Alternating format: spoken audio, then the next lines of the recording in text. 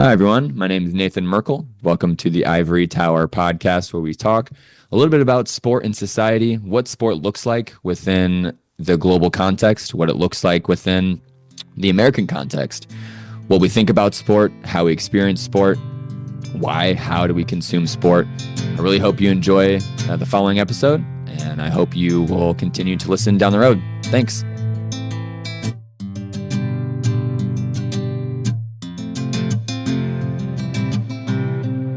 Okay, everyone. Thank you very much for joining me for another episode of Rebuilding the Ivory Tower. This is a episode talking about sport within society.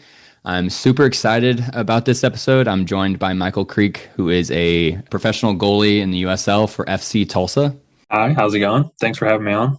Yeah, wonderful. Super pumped about this episode. I really want to talk to you about sort of your experience playing with FC Tulsa, being a goalie, what that's like, how it's impacted you, how it's changed the way you view, I guess, sport and life in general. But I really want to start off, if you could just paint us a picture of just your general background. I know you play for FC Tulsa, but I'd love to hear like how you got there and what you experience on a day-to-day basis. Yeah, so from St. Louis, went to Lindbergh High School with you actually. Yep. Played together a little bit, so not very long, but it was honestly a pretty cool time Yeah. to be a freshman with the varsity guys. But yeah, went to Lindbergh High School, and then from there played at Missouri State for far too long. Had a redshirt season and a COVID season, but eventually got my 4 seasons playing. And then from there, I played a season with St. Louis City 2 for their inaugural year, and then was fortunate enough to be the third keeper for St. Louis City during their inaugural year in MLS. And then I've spent the last 2 seasons at FC Tulsa. Yeah. That's awesome. What was your experience playing with, or at least trying out for those teams? Honestly, it was kind of just a crazy process because I guess I never, from the very beginning, like never had like a very traditional, like straightforward route into college, into professional sport. The longer I'm in the game, the more I realize very few people actually do have a straight path. Like Mm-hmm. the guys that are playing and the guys that do make a career out of playing soccer, it's the ones that can overcome adversity, the ones that have just like kind of a crazy story of they had an opportunity and they took the opportunity. I mean, I think about even being recruited by Missouri State. It was like late my senior year of high school. I had like one Division 1 offer. It was from like Western Illinois University, and I really wasn't wild about it. I had a coach reach out to Missouri State, and one of their keepers quit after the fall season. They needed to bring in, or after the spring season, they needed to bring in a third. And luckily, the goalie coach for Missouri State was from St. Louis and was home for winter break. Yeah. He watched me train during that break. And then I guess I did well enough that they invited me to a visit and then gave me like an offer. And I committed in like February, my senior year of high school. You know, like crazy. And then even like my path at Missouri State, I redshirted my freshman year. I backed up the starter my sophomore year. He graduated, and then it was kind of like, all right, you're kind of the next guy up. Can you take this opportunity? And I was fortunate enough that I was able to. And my plan was, okay, I was going to play 4.5 years, play my redshirt season, and then I was going to go pursue professional soccer. Well, 2020 rolls around and the world shuts down and the season gets pushed, and my plan goes completely out the window. Yeah. At that point, I was very burnt out with soccer. The environment that I was in was a high pressure environment, one where performance meant a lot, and there was a lot of pressure put on the goalkeepers as well. Constant competition, guys coming in from all over the world. We had a predominantly foreign roster, and I wasn't happy. And honestly, like COVID probably saved like my playing career because it was me and like a handful of other goalies back in St. Louis, like my boys, and shout out to Tyler Dahl and Michael Harry. But we would just go up to Soccer Park Mhm. and just train for like hour, 2 hours, like every single day. Wow. And I realized like, oh, like I'm not falling out of love with soccer. Like I could do this every single day. I was just like burnt out with the environment that I was in. Mhm. And once COVID settled down, we were able to go back to school, be on campus, and like the season started up again.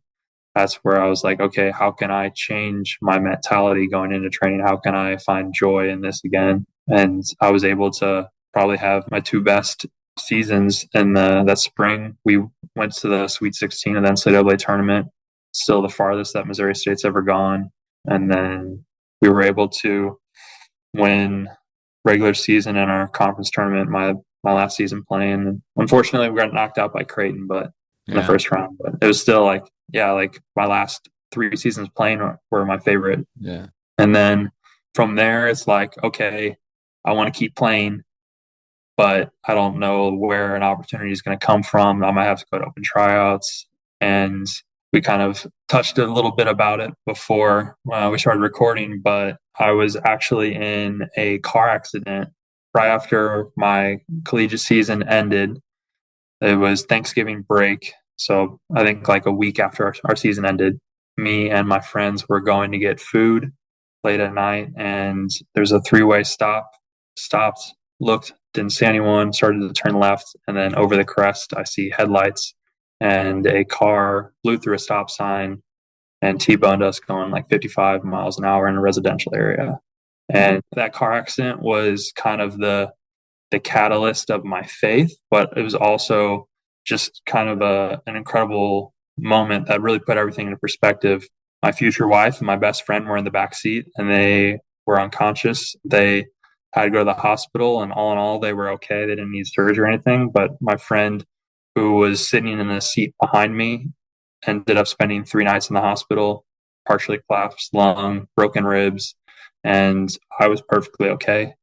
And a week after that car accident, I was invited out to a tryout with St. Louis City 2. And like, if it was me that, like, if it was my door that got hit, then I probably wouldn't be a professional soccer player. Yeah. But like, went through the like 2 phases of tryouts, got offered a contract with St. Louis City 2. Just so blessed to be like a part of that and like represent my hometown, Mhm. and especially like inaugural year. And like I think about like my initial plan was like I'm going to play 4.5 years and then like go try and play pro. Well, St. Louis City 2 didn't exist in 4.5 years, the time that I was supposed to graduate, and it was God's timing of my career. It just perfectly aligned where COVID happened. I got an extra year of eligibility, and by the time that I finished using up all that eligibility, the team came into existence, and we had an awesome team. I was able to be a part of some great players that are still playing for the first team at St. Louis, and we made it to the MLS Next Pro final, and unfortunately lost to Columbus. But it was an Yeah. incredible experience, and was fortunate enough to earn a contract with the first team the following season, Yeah. and to be able to train with Roman Berkey for over a year was honestly a dream come true. Like if you told high school me that I was Yeah. going to be able to train with Roman Berkey, the guy that I was watching like playing the Champions League against Real Madrid, like I would have told you you're lying, you know? Yeah. So like incredible experience. I learned so much in that year of just not even like goalkeeping standpoint, but like what it looks like to be a professional, what it looks like to show up and every single day have the right mentality, do the work, and like the way it sounds so cliche, like you hear it all the time, but like Mhm. people can like talk about these are the things they need to do, but like what does it actually look like put into practice? Yeah. And I think like I was surrounded by a couple of like really top professionals. I mean, Ben Lunt, who has been able to step up. Roman is currently hurt, and Ben's been able to step in and do like a great job, and that is a testament to his character. And he has been preparing and doing the right thing this entire time for when an opportunity comes up. And so just being around Ben and Roman and seeing like this is how you do the right thing. So when an opportunity comes, you're able to take that opportunity. Yeah. Has really just helped me. And like, so the season ends, the club doesn't take my option. I'm going to be a free agent. And kind of the decision was I'm going to look at USL champ teams, try to establish myself there, make a name for myself, and then hopefully get back to the MLS. And the off season goes on and goes on, and you're having weekly calls with your agent, and nothing really seems to be materializing. And it gets to January, and be it in mind, like most USL championship preseasons start like the last week of January, and it's like mid-January, and I have like nothing. And FC Tulsa is the only team in the USL championship that like doesn't have any goalie signed. And so like I'm calling my agent like, dude, you have to get me into like Tulsa. I don't know, like I'll go like open trial, whatever it needs to be. Like I need to get in there. And so luckily he was able to get a hold of the coach, got invited to preseason with the team, spent 3 weeks on trial, living in a hotel. My wife's like in St. Louis packing up our apartment, not knowing like where we're gonna move. It's actually crazy. So I signed on like the Tuesday of, it was like February something. It was a Tuesday. Our apartment lease was up on the Thursday. Yeah. And then she moved down to Tulsa in a U-Haul on like the Saturday. And like, that's the thing is there's so many like so many guys, and especially like USL championship, but so many guys in like soccer, like that is like they have a similar story of like I don't know where I'm going to be, like I don't know where I'm going to live next year. Like being a free agent in the off season might be one of the most stressful scenarios for an athlete, just because there's so much uncertainty. And it's not like you can even like send out like resumes, like you can send video, but really at the end of the day it comes to like a coach watching you, or like a coach having like an opinion of like he's valuable enough that like I'm gonna take a chance and like I'm gonna bring him in on tryout or invite him to preseason, or I'm gonna like offer him a contract, Yeah. Like there's just so much like out of your hand. That's a phenomenal story. Thank you for sharing that. I guess first off, I want to say I'm very grateful and glad to hear that, you're safe from that car accident. That's terrible to hear, but good that something good came from it, I guess, that you got that call a week later and sort of things just sort of materialized. And I think fate has a crazy way of dealing with things. And I think it just sort of put you on the right path, I guess. And that's really cool that it also transitioned or fueled the fire for your faith as well, which is really cool to hear. And I do remember when you said that your collegiate team was majority international. I remember I played at the NAI level, was nowhere near what you competed at, but like 90% of the team or the opponent players were from England, Ireland, or Scotland, or somewhere else. And I was always curious of like, where do the US people go? Like, cause I feel like the whole league was foreigners, and I felt like they were all foreign. And I'm like, where do the US, like, where are we at? And I'm curious if you like felt the same way. Like, I felt like I was just competing in the US, but against England in a sense. So I'm just curious what your opinion on is that. No, honestly, like more and more collegiate sport is becoming like predominantly international based, especially a lot of these college coaches are recruiting with like guys who, especially like in England, they've got the apprenticeship. And so once they're like 18 and they're not given a professional contract with the first team, they just kind of like, I don't know what to do. So these coaches are like, come to America, you'll get an education, you'll play, and then you'll be able to go pro in America. And they kind of sell on a dream. A lot of them have never heard of these cities in the United States, and they think that they're just moving to like Miami or like LA, but it's really Springfield, Missouri, like they just have no clue geographically, and they're sold a dream. Yeah, I think my last season playing, me and the left back were American, and the rest of the starting lineup was foreign. And then oh my gosh, the year after I left, I think there was one American on the roster, and he redshirted. Wow. It's crazy, but honestly, like it was a really cool experience for me because I only had to move 3 hours away from my hometown to like meet people from all over the world. Like I had a roommate from New Zealand. I had 2 other roommates from England. I met guys from Italy, from Spain. Actually, like this past off season, my wife and I, we went to New Zealand for a wedding. But while we were over there, we also stopped in Sydney. The wedding was for a former teammate. We traveled with a former teammate and his wife, he's Canadian.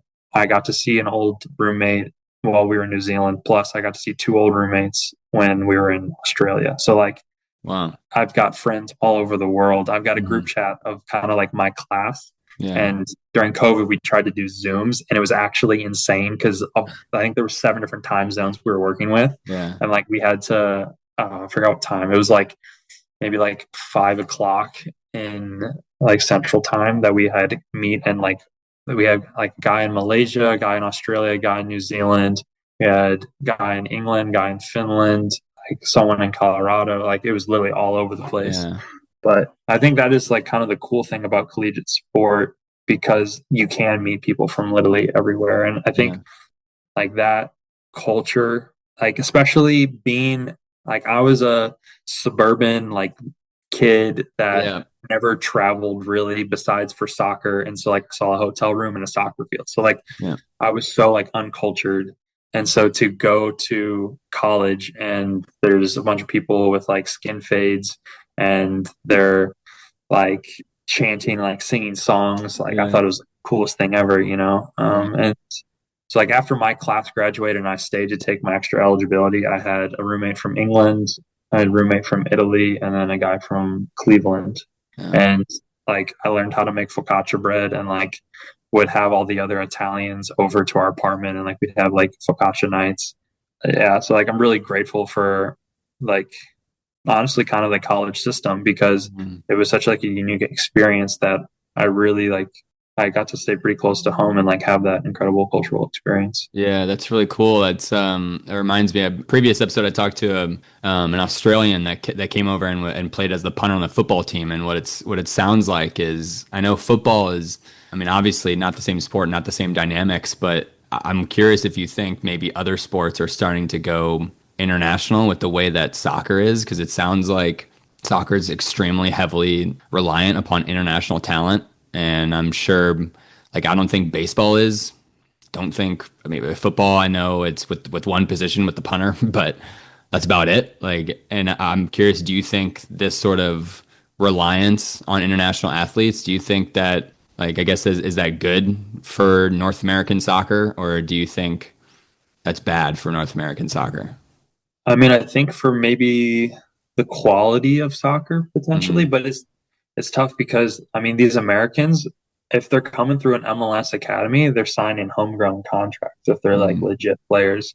And then like the players that are just underneath that maybe are playing at a really good like club level or played academy and like didn't get homegrown contracts are getting like snatched up by the top 25 schools like the Wake Forest, the like yeah, all the ACC schools.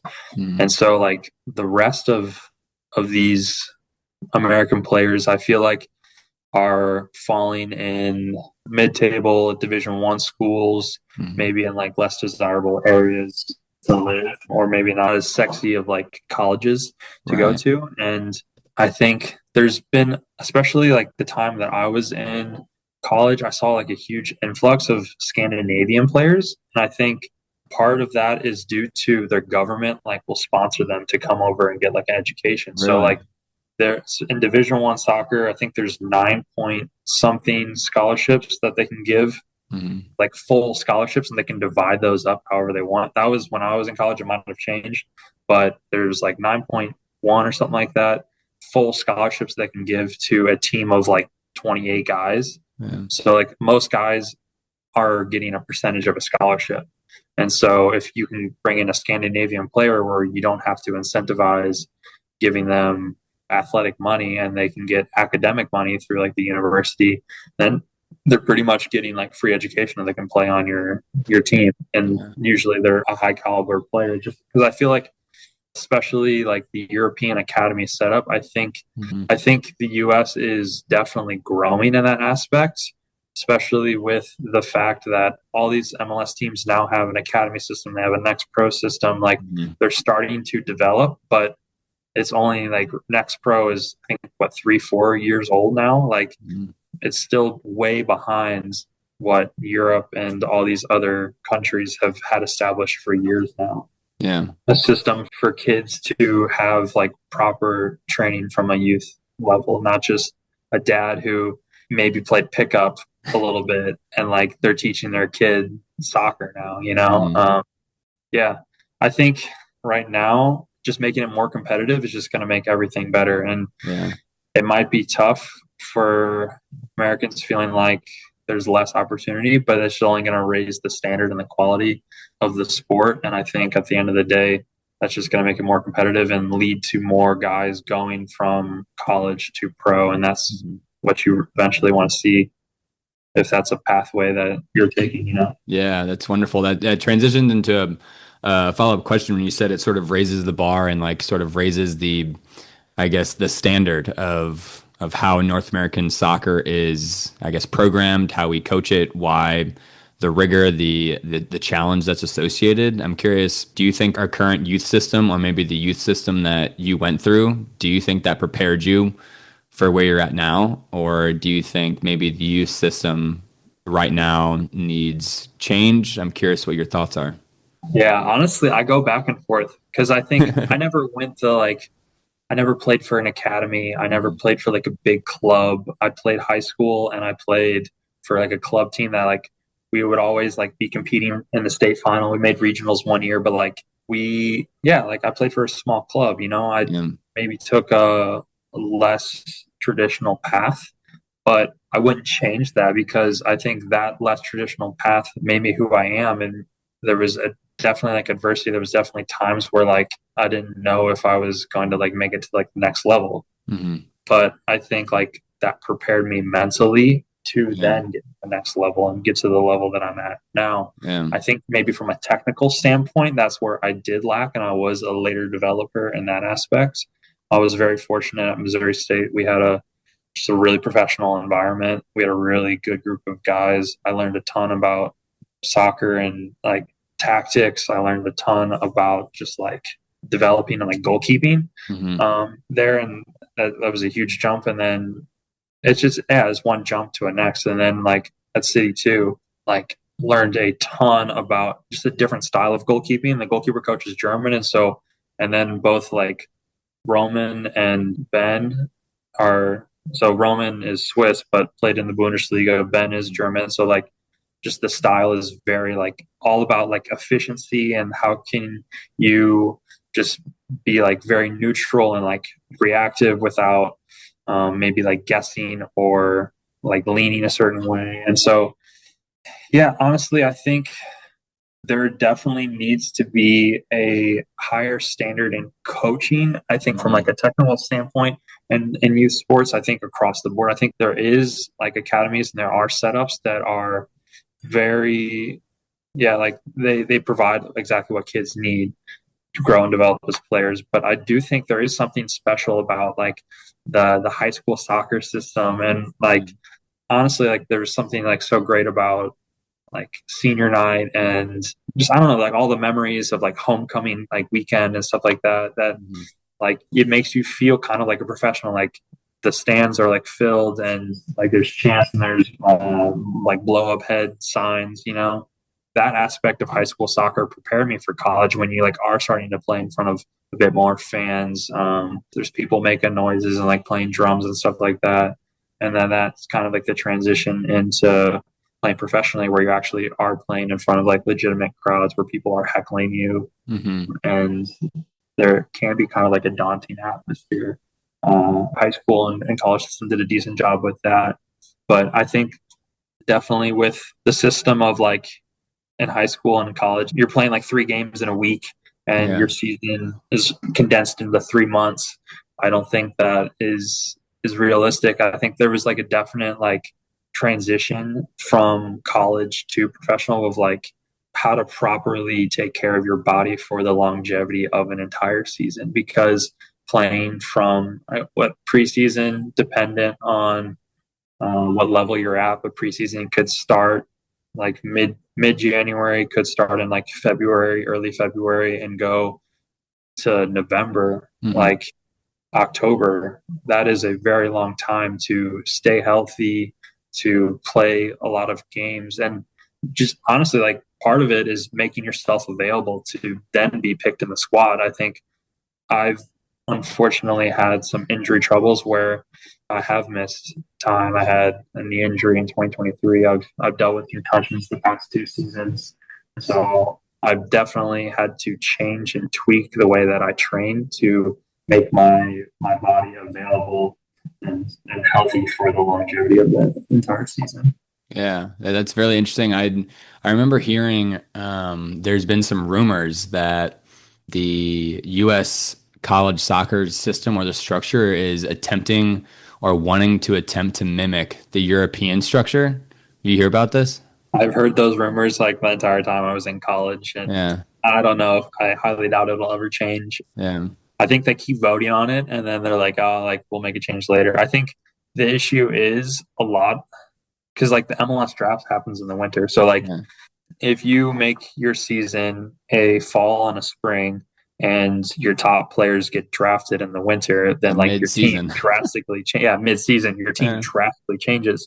yeah, So all of these top schools with players that have the potential to be drafted by MLS teams, they don't really want to lose their players, so they yeah. would much rather have a condensed fall season. Yeah, that's really interesting because I think there's so many ramifications that happens with if they decide to do that, then I feel like that gives priority to one sport. Like, what are they going to do to women's soccer? What are they going to do to football, to baseball? Like, if they change soccer into a 2 semester sport, Yeah. like I feel like that would then cause for other sports. Like I feel like as a soccer athlete, you'd be like, well, I'm literally competing both semesters, and like I feel like it would cause tension. And Mhm. I don't know if that's warranted or not, but I feel like it would. That's just my thought, my opinion. But it's really interesting to think of and see if the U.S. will even think about mimicking the European schedule. And I don't know. I kind of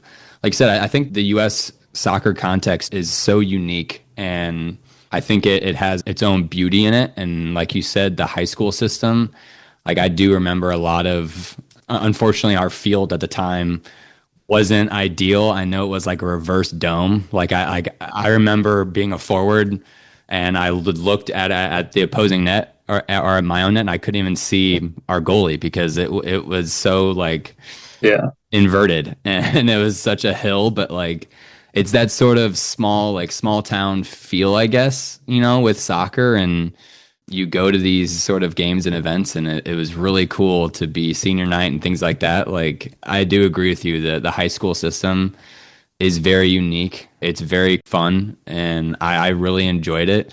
I Yeah. wouldn't change it for the world. I actually didn't do any private league until high school, and so I'm curious, like, do you think if a family wanted to place their kid in like the YMCA and like community leagues, do you think there would be any chance that they would be able to compete for D1 scholarships?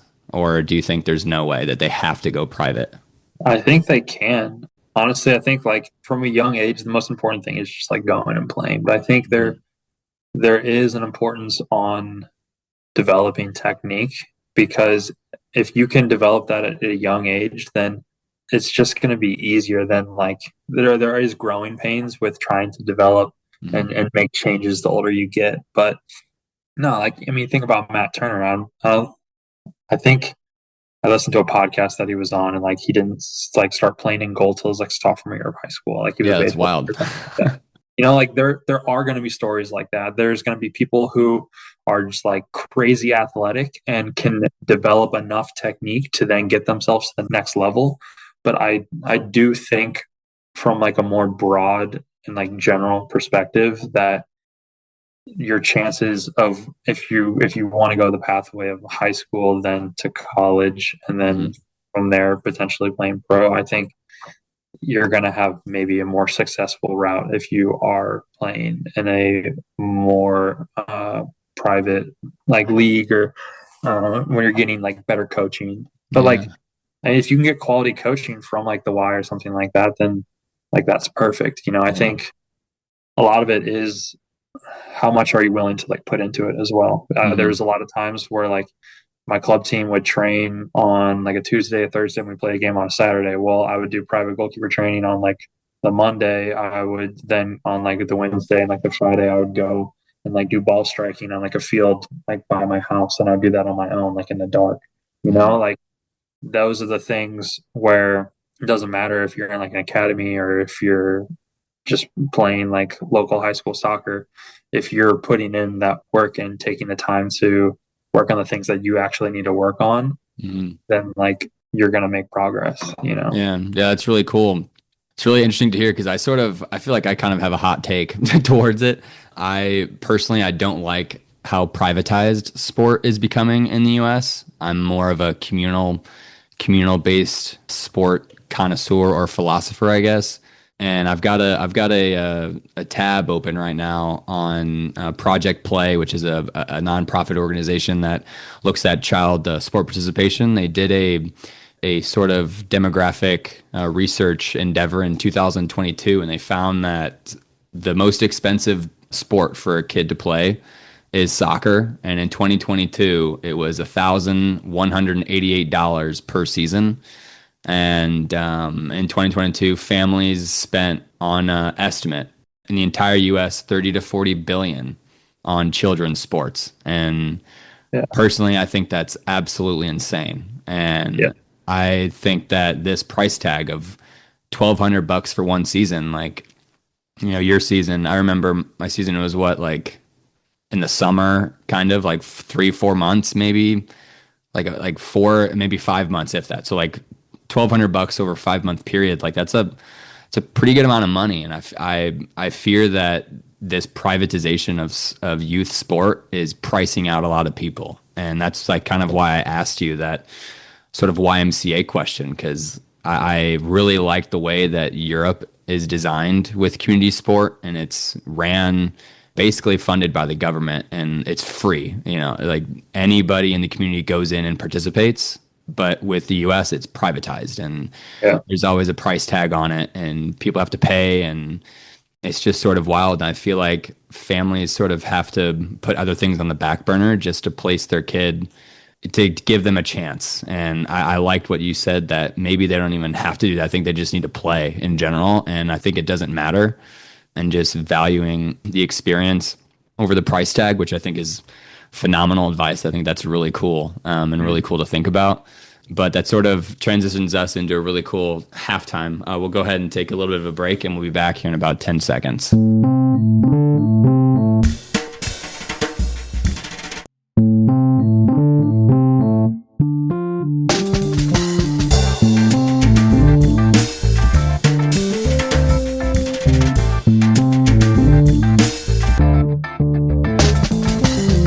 Okay, welcome back, everyone. Hope you all enjoyed the first half of this episode. We talked a lot about experiences in a professional sport, what it looks like in the collegiate atmosphere, what it looked like in the youth atmosphere, sort of motivations, psychological connections, things of that nature. A lot of cool stories shared from Michael here. Thank you very much for those stories. That was really cool.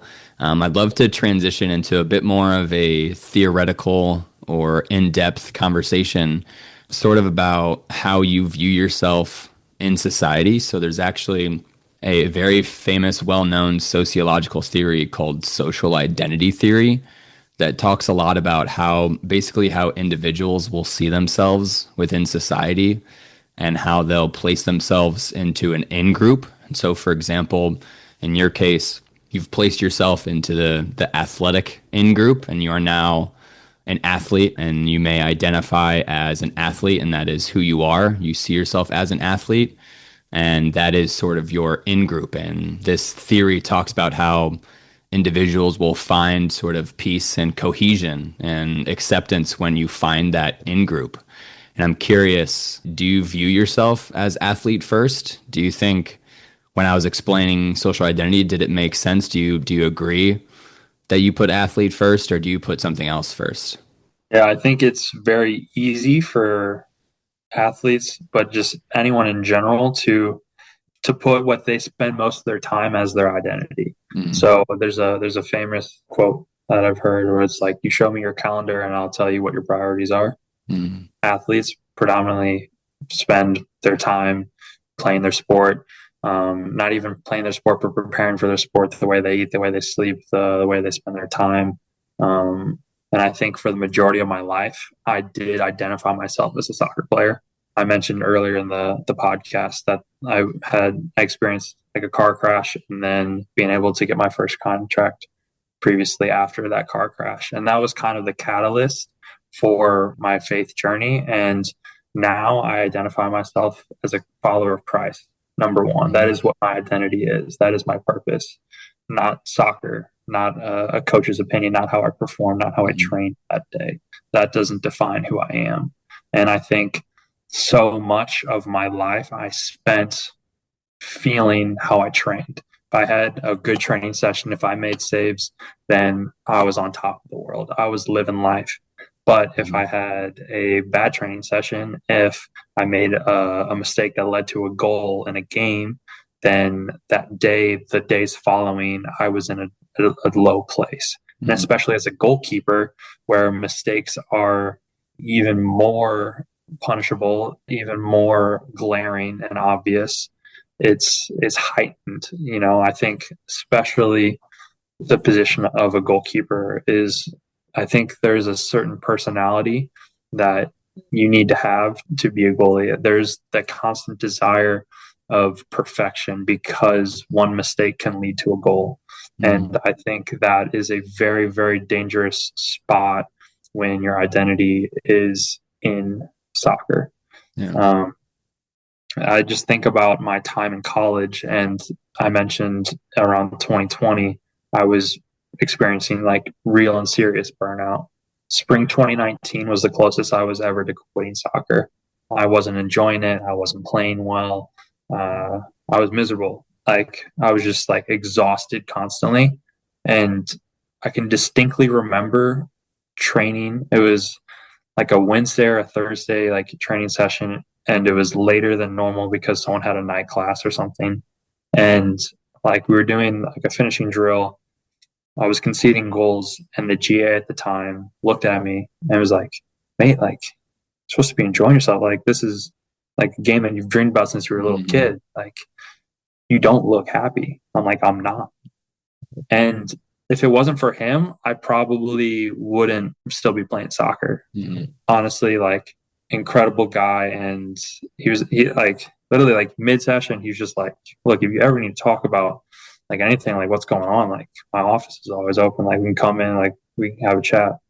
And I think just like the way that he pursued me that spring gave me the encouragement to continue to keep playing, to try and change my perspective and my mentality of how I saw soccer and how I saw myself.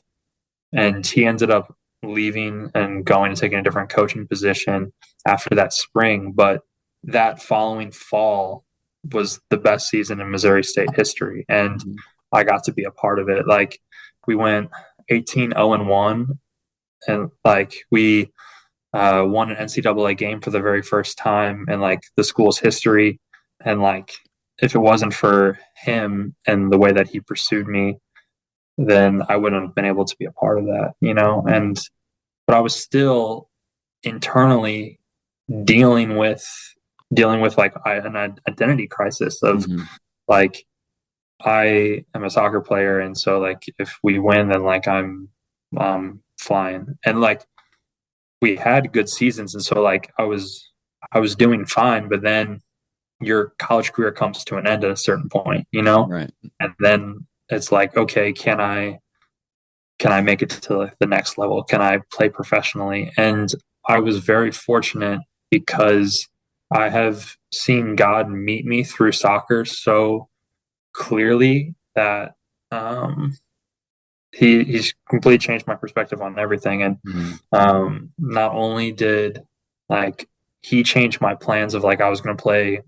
4.5 years and then like go and play soccer, but like because of COVID, I got the opportunity to play for my hometown in its inaugural seasons. And through my experience at St. Louis, there was a team Bible study and a chaplain who is a dear friend of mine now, who like taught me what it means to follow Jesus, what that actually looks like, what a relationship with Jesus is, and how to make that your identity in a performance-based industry, because it is so difficult. I was having a conversation with another friend of mine who's a goalkeeper, and he was just saying like I don't know how anyone could have any self-worth in this industry without Christ. And it's so true because I would say the vast majority of professional soccer players, if you Mhm. ask them what their hobby is, they couldn't tell you their hobby. If you ask them what they would do if they didn't play soccer, they'd be like, I don't know. I don't, this is it. This is it Yeah. for me. This I is am all I have. soccer. Exactly. Like I am Groot, basically. you know? And like you ask them what they do when they go home from training and they go home and they play video games the whole rest of the day. Mhm. And so when they do get injured, when they don't get that next contract and they have to make these decisions, their whole world is shook. They don't know what to do. They don't Mhm. know who they are. Yeah. And I think that has been probably something, one of the things that I'm most passionate about is getting to these, especially young guys, Mhm. just getting to them and just like sharing with them that like, no, like you're so much more than just a soccer player. Yeah. You're so much more than like your profession. Your self-worth isn't wrapped up in a coach's opinion of you, you know? Yeah, that's interesting that when you're speaking about all these things, it's really cool. There's actually a research article that just came out, well, not just in 2021. It's titled Identification in Sport and Religion, and it explores the relationship between those two identities of athlete or fan versus religion. And what reminded me when you're speaking about these things is that Notre Dame quarterback Riley Leonard. I remember very vividly after the game or a couple of those playoff games that he would get interviewed, and immediately the very, very first thing he said was like, "I want to thank God" or something of that nature.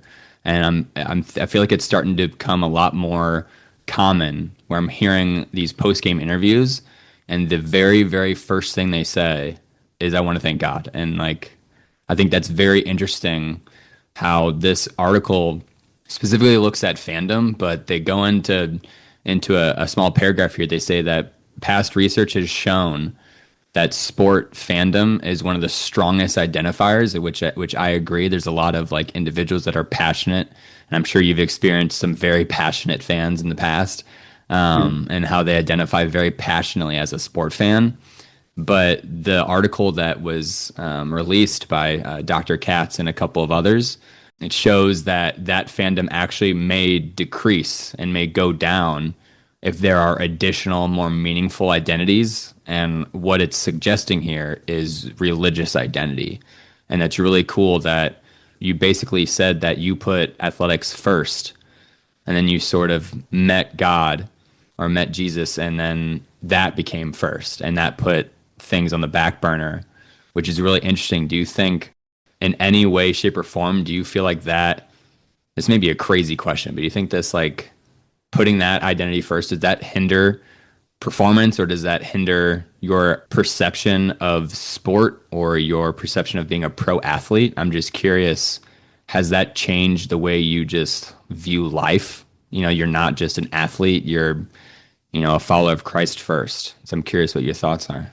Yeah, honestly, it's changed everything. Yeah. Number one, I think being a follower of Christ has saved my career. I think I was so afraid of making a mistake that like I didn't enjoy playing games. I would have performance anxiety.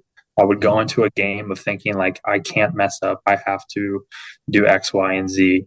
And I Mhm. think like having my identity rooted in Christ, that gave me the freedom that like lifted a weight off my shoulder where I could go out and I could play. And I know, regardless of win, draw, or loss, mistake, incredible game, I would still be loved by the creator of the universe. And Mhm. I think like that is so freeing to know that. And that like no work I do is going to make God love me more or love me less. Mhm. So I think my relationship with Christ has saved my career. I think it has definitely changed where I spend my time and what I prioritize. Mhm. I think about just, I would, especially, there's also a transition when you go from like college to professional, and it is a profession and it Mhm. is like a job.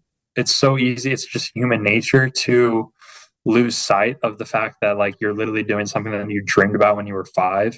Yeah. And it's so easy to complain about not having control over your schedule, not being able to do things on the weekend, traveling and being stuck in the airport for hours and not getting sleep, like the just the nasty stuff of being a professional athlete that like most people don't think about. Hmm. It's so easy to get wrapped up in that and see like soccer as just a job, but I think honestly it's given me like new perspective and almost a new passion for soccer. I've seen it differently. I've seen it as just like incredible opportunity to share Christ with like my teammates and just to be an ambassador for Hmm. Christ. And he's given me like God's given me an incredible gift and a talent. And it's also when injuries have occurred, it's me not thinking like why has this happened to me, but like why has this happened for me. Hmm. And it's helped me self-reflect in that aspect and be hopeful for the future because I'm currently going through concussion protocol. I've been out for 7 weeks now, Hmm. and have been still experiencing symptoms.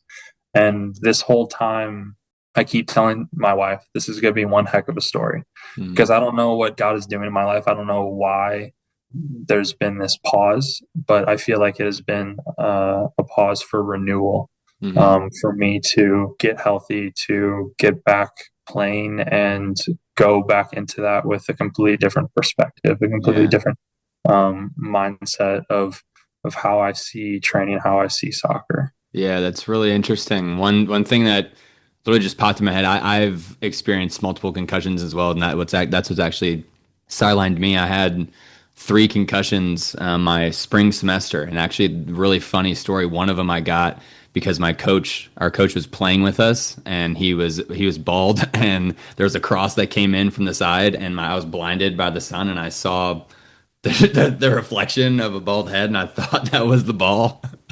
And I just like headed, but it was him, and it was a terrible. Like I was young, obviously, the terrible mistake.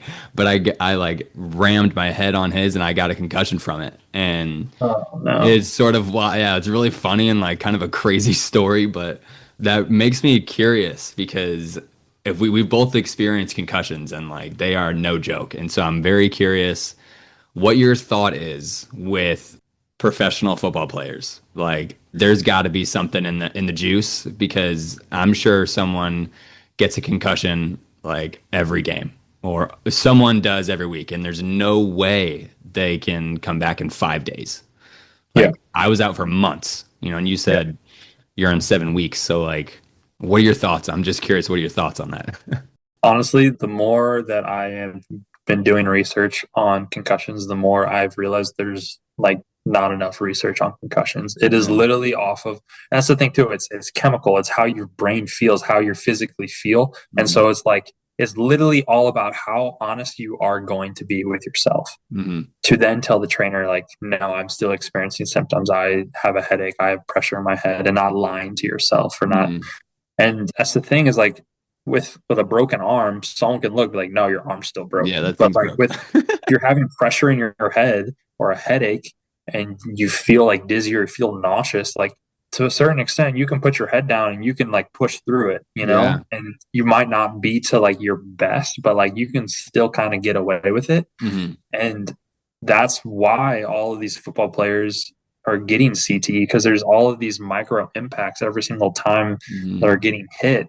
And it's every single game. And then they're not being honest about how they actually are feeling. Yeah. Yeah, it makes me, that's the thing, like with this concussion, it has made me really concerned of just like future of football players Yeah. and their Yeah. mental health. Yeah, I agree. I think one thing that's really interesting, I don't remember where I heard this from, but either a previous rugby athlete or a previous rugby scientist, but they were an ex-rugby player and then they came over to the NFL and played like a game or something, and they said that people in the NFL tackle like ridiculously because in rugby there's no pads and you Yeah. go in shoulder first, but people in the NFL go in head first everywhere.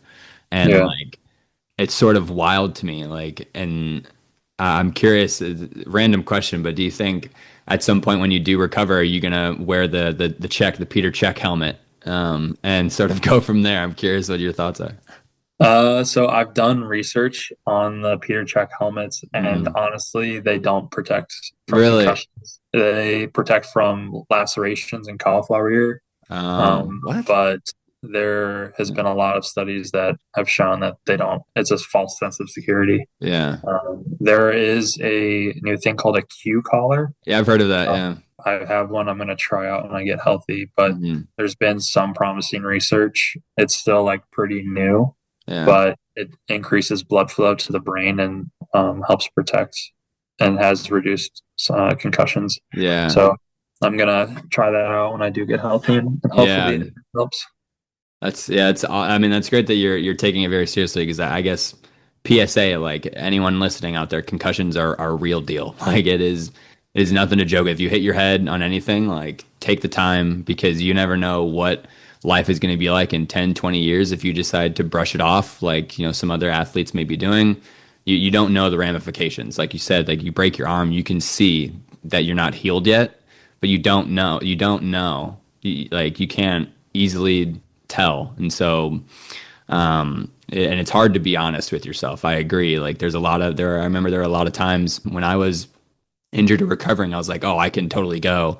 I can do it. But then when I hit full sprint, I'd like black out, because like there's just so much pressure when you're at full sprint. And that just, it's terrified me. And that was one of the reasons why I ended up transferring away. But sort of want to transition into your life as an athlete and sort of your perception of being a pro athlete. Is there like any pros and cons that you've sort of surfaced or experienced now that you're a professional athlete? Yeah, honestly, there's a ton of pros and cons. I think it is one of the most unique positions in the world that someone like professions that someone can have. I think the fact that I can work from 8:45 to like 1 and like someone pay me for that to like play a game where like Um, realistically like that's the time I'm at the facility, but like you're training for like an hour, hour and a half, and then maybe doing a weight session, like that is a dream come true. That is the greatest privilege and the greatest honor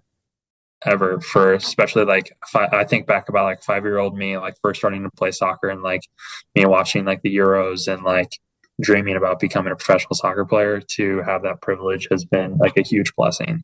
mhm. Um, but I think like there also are like a lot of cons that people don't think about. There's the fact that from mid-January till October, you really have no control of your schedule. You're getting like a month calendar from the club Mhm. telling you like events, but then there's also the possibility of like things changing like week of like or yeah. So like it's almost impossible to plan. Off days are usually Sunday and Monday. So like my weekend is a Sunday, Monday, while most people are working on a Yeah. Monday and most people are getting ready for work the next day on a Sunday. Mhm. So like having like a social life is also different. Traveling also like I have been all over the United States, but the majority of the time that I've spent all over the United States, I've spent in an airport, a hotel, or in a soccer field.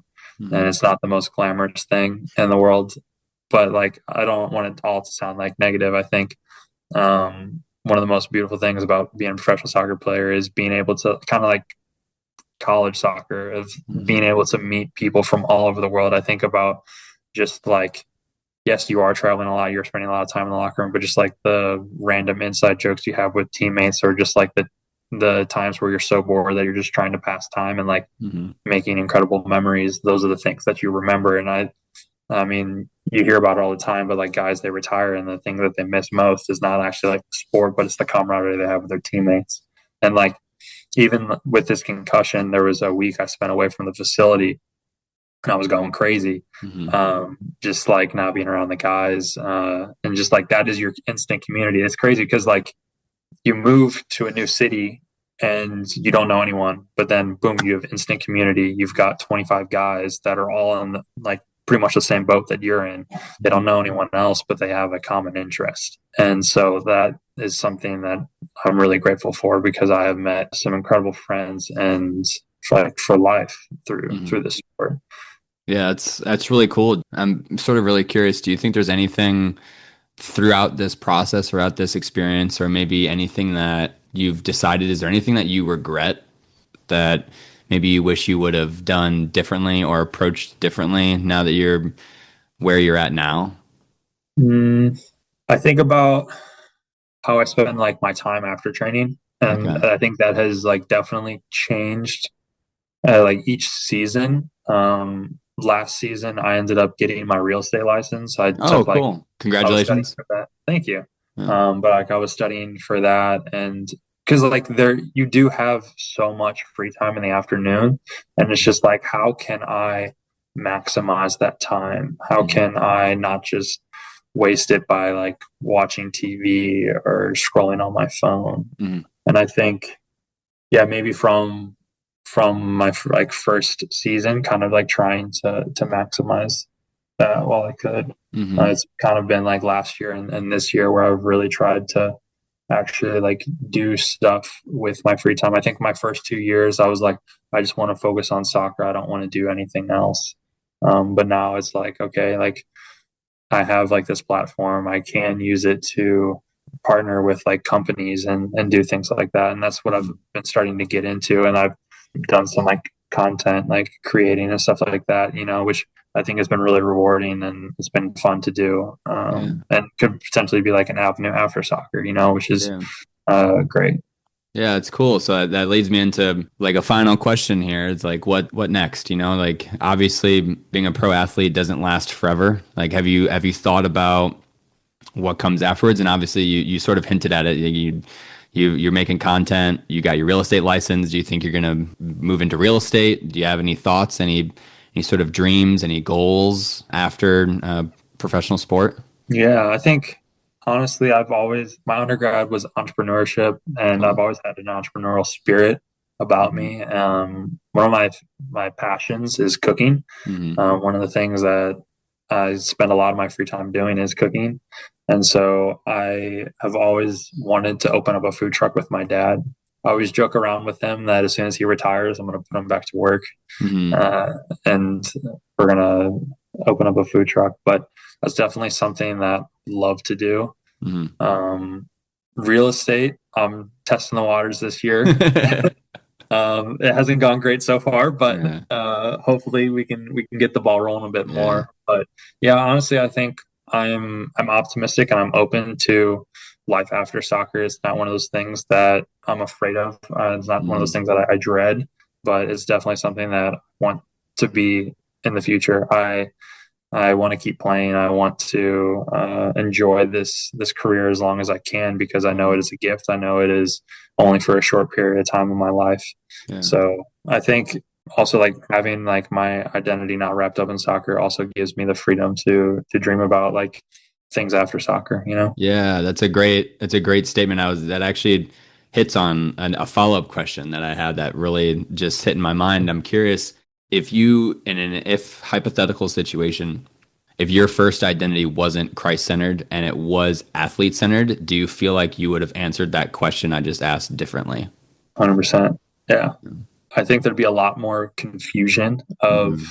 what life after soccer actually looks like. Yeah. I think there would be a stubbornness of wanting to hold on to it and force it. Right. It's sort of hints, I guess, not hints, but my connection is how all of these, I don't want to say washed up, but basically retired athletes out of Europe come to the MLS. And the MLS has been coined as like the retirement league. And I'm curious, like, what your thoughts are on that. Like, if you are in Europe and you're, athlete first, athletes first, and you're afraid of retirement and people now and you're now coming to America, like I'm curious what your thoughts are in this whole retirement league. Like we have Messi now, which has like skyrocketed interest in sport and interest in soccer, which is phenomenal. But I think it would have been great if we have more people in their prime in the MLS instead of people coming when they're like 40. And so I'm just Yeah. curious what your thoughts are on that. Yeah. Honestly, I think more and more we're getting guys that are still serious about playing. I mean, I think about Red Bull, they've got Choupo-Moting, they've Hmm. got Forsberg. LA Galaxy has Ricky Pooch. Mhm. I mean, even Roman Berkey at St. Louis, like if you've watched him play, he is still very serious about Mhm. soccer. I mean, he's been lights out every game that he's played for St. Louis. I think the league is getting more and more competitive and the quality is getting higher and higher. And even, okay, Inter Miami, you could say that their team is filled up with guys that are in late 30s, but Yeah. like they're still incredible team that Yeah. are like pushing to win trophies, you know? So Yeah. I think if we can get high quality players to the MLS, I think it's only good for the league. Yeah. Yeah, I agree. I really want someday at some point for the North American soccer land, mostly US soccer landscape to compete. I just want to compete. I want players to want to come to the Mm-hmm. US, but I think we're sort of on that like tail end, or we're sort of teetering towards the tail end of that retirement league aspect. And like you said, there are a Yeah, lot of people in the league that really do take it serious, and people are starting to take the league a lot more seriously, which is phenomenal. And I think we're on that sort of back end. And I'm really, really looking forward to how the next like 5, 10 years are going to look like. And I'm hoping we can compete in the World Cup. I'm curious what your thoughts are. And, do you think the U.S. is going to compete in the World Cup in 28? Like, what do you think is going to happen?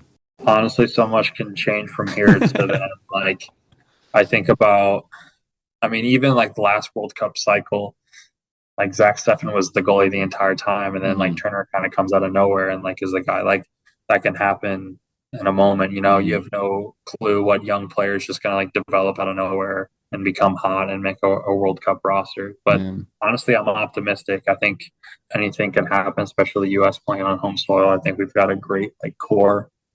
We've got an incredible manager with a ton of experience, and I Yeah. think it's very early stages. People are going to want to talk and they're going to want to bash the United States for recent games and recent performances. But Hmm.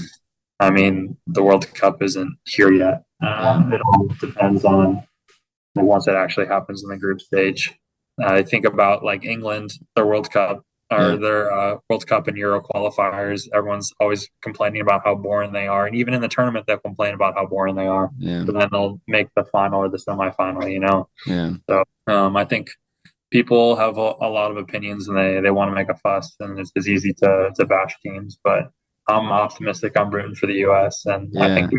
we can make something happen. Yeah, I think so too. I'm a AC Milan fan. We got Captain America on AC Milan Mm-hmm. with Pulisic, so he's sort of pioneering. They call him Captain America on the team, and in Italy, it's really interesting and really cool.